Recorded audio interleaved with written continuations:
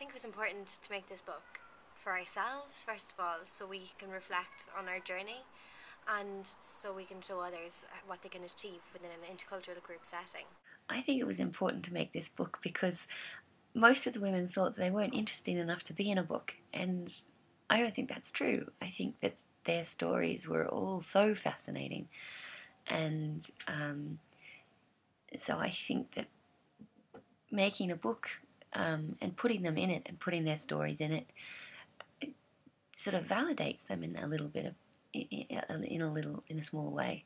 But it was also a good way of reflecting back on our project and thinking about what we'd gotten out of it and what were the benefits, and thinking about how we could pass on the skills that we learnt through that project to other people, to make sure that the benefits were well broad and wide ranging and not just contained in our small little group.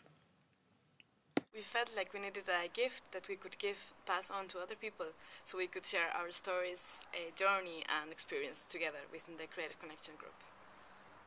I think it's really important for the community in Cork and in Ireland as a whole to have projects like this that bring people together and to get them to share their experiences, because we now live in a very multicultural society.